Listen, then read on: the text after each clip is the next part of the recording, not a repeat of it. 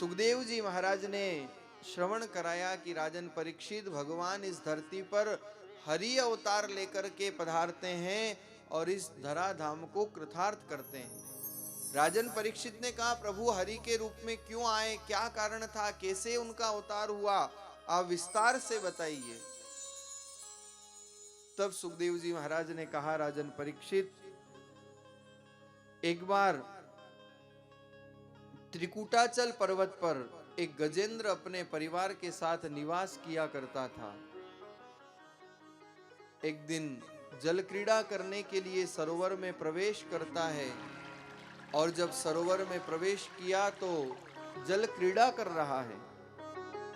स्वाभाविक बात है, जैसा यंत्र साथ में होगा वैसा ही मन होगा। जल देखा मति उपजे, कामण देखा काम, शस्त्र देखा शस्त्र देखा चाला उपजे, यूं माला देखा राम। हाथ में शस्त्र आएगा तो शस्त्र चलाने का मन होगा, हाथ में माला आएगी तो माला फेरने का मन होगा। माला कोई भगवान से नहीं मिलाती, लेकिन माला याद दिलाती है कि भजन करना है। कबीर माला काट की कह समझावे तोए, अरे मन न फिरावे आपना कहां फिरावे मोय।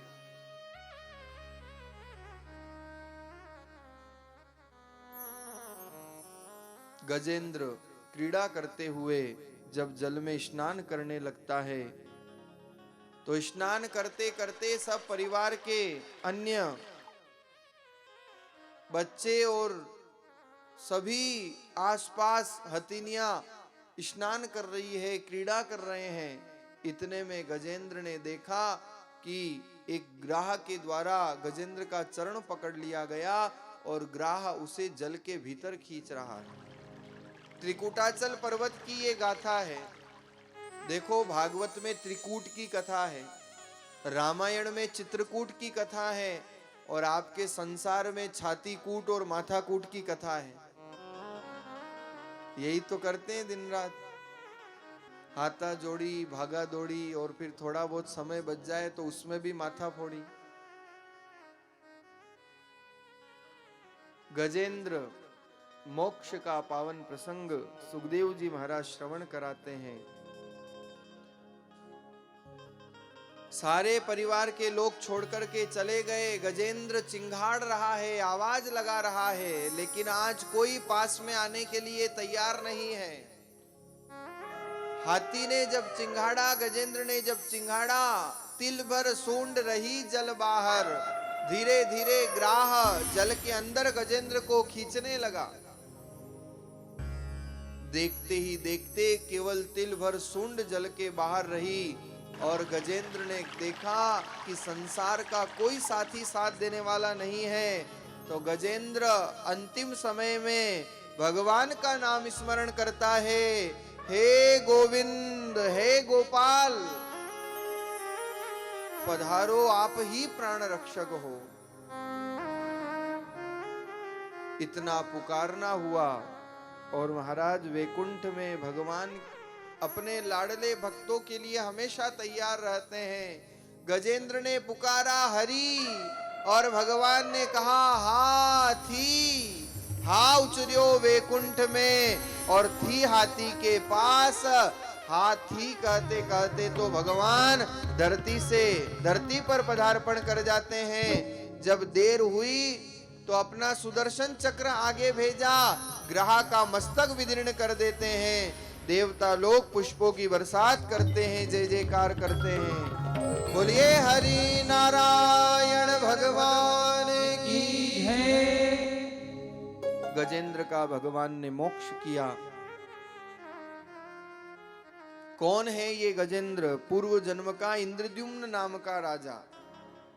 संत का अपमान किया था, इसलिए श्राप मिला कि गज की तरह बुद्धि है, जा गज ही बनना पड़ेगा। भगवत भक्त था, इसलिए पूर्व जन्म की स्मृति शेष रह गई। ग्राह पूर्व जन्म का हुहु नाम का गंधर्व था। मगरमच्छ बनकर के आना पड़ा संत श्राप के कारण। विनोद कर रहा था जल में जाकर के संतों से। श्राप दे दिया कि तेरा व्यवहार मगरमच्छ की तरह है, जा तुझे मगरमच्छ ही बनना पड़ेगा।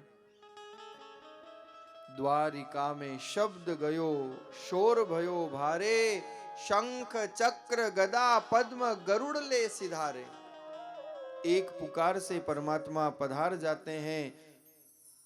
आश्चर्य की बात, पुकारा तो गजेंद्र ने था, लेकिन उद्धार पहले भगवान ने ग्राह का किया। क्यों ग्राह का उद्धार भगवान ने पहले किया?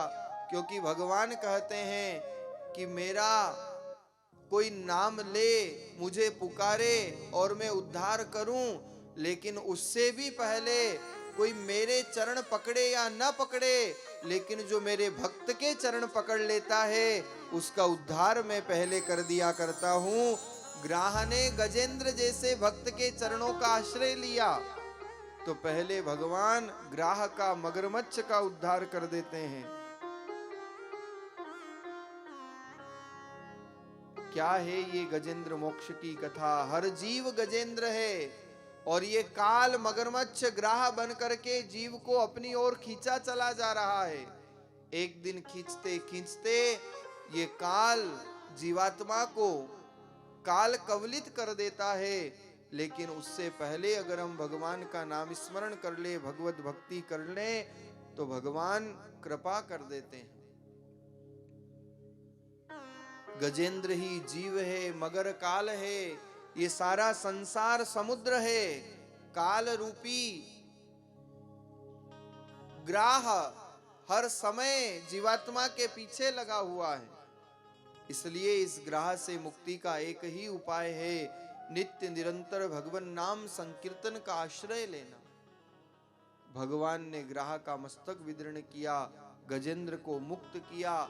ग्राह मारा गया, मगर मारा गया, लेकिन श्रीपुरा वालों, आज भी वो मगरमच्छ जीवित है। आप कहोगे महाराज कहाँ है, बताओ, हम भी तो देख कर आए, मिल के आए उससे, पूछें हालचाल, हाउ आर यू, कैसे हो, क्या हालचाल है। आप हर रोज उससे मिलते हो, बताऊं?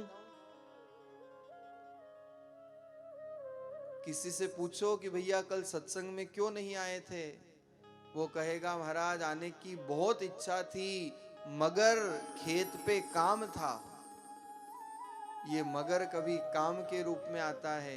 किसी से पूछो भैया सत्संग में आए नहीं, बोले महाराज आने का मन तो बहुत था, मगर घर पे मेहमान आ गए।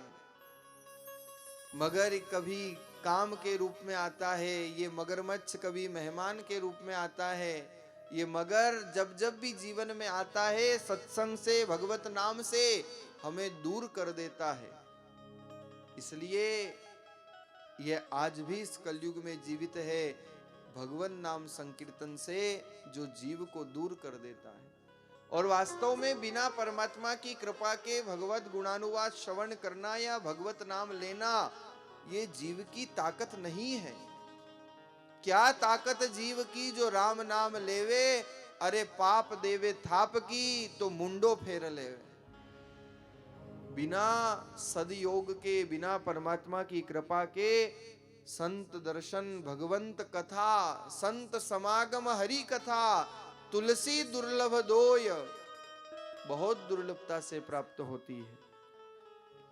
धन्य है गजेंद्र, राम कहत गज उदरियो, श्रवण सुनत ही ग्राह। अरे गजेंद्र तो नाम के उच्चारण से मुक्त हुआ, लेकिन ग्राह तो केवल सुनने मात्र से भगवत धाम को प्राप्त हो जाता है। मगरमच्छ ने तो केवल सुना था, लेकिन फिर भी भगवान की कृपा हो जाती है। यही तो भगवान की भक्त वत्सलता है, यही तो भगवान का आशीष है, भगवान की कृपा है। तो महाराज ये गजेंद्र मोक्ष का प्रसंग यही प्रेरणा देता है कि अंतिम समय में जीवन में न काया काम आती है, न माया काम आती है। अगर कुछ काम आता है तो भगवान का नाम ही काम आता है, और कुछ साथ जाने वाला नहीं होता है।